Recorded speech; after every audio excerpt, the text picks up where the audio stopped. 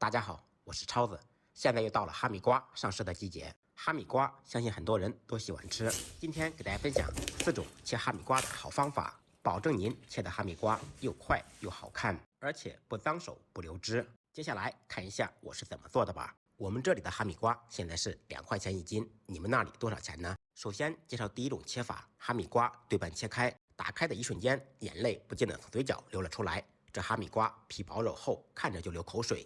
用小勺子把瓜瓤和瓜子挖出来，成熟的哈密瓜子不要扔掉，晒干以后跟南瓜子一样炒着吃，非常香。首先跟大家分享第一种方法，先把哈密瓜竖着切成小长条，呈小船的形状，然后用刀顺着瓜皮把果肉片下来。安全第一，不要伤到手。果皮果肉分开以后，不要把果肉拿走，把果肉切成小块。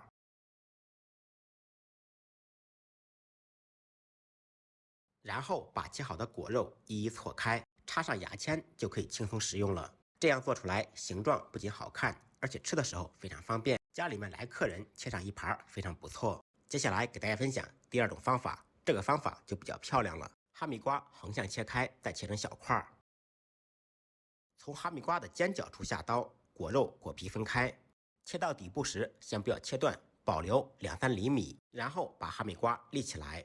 从保留住的位置上方斜刀切断，然后把瓜皮取下来，反过来插进去，这样就做好了。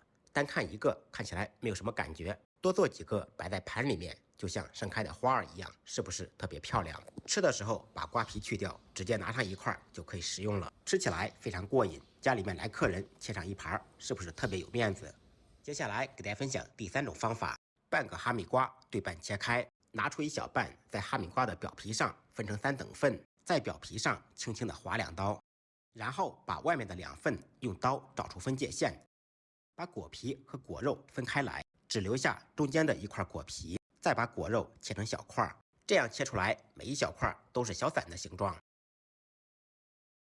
切好以后放入盘中，随便一摆就非常漂亮。吃的时候拿着瓜皮不脏手，不会吃的满脸都是汁水。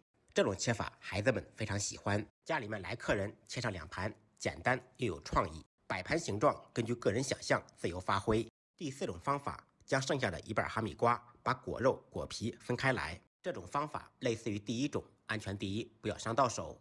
果肉果皮分离以后，先不要把果肉取下来，在果肉上面竖着划2刀，再横刀或者斜刀把果肉切成小块。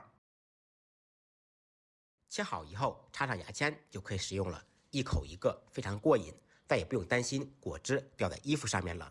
这种切法非常适合家里面有小孩的，来客人切上2块，吃的时候也非常体面。这4种方法您更喜欢哪一种呢？学会的同学赶紧点完赞，试着动起手来做一下吧。不好吃您提着哈密瓜来找我。再忙再累记得按时吃饭，下期视频见，拜拜。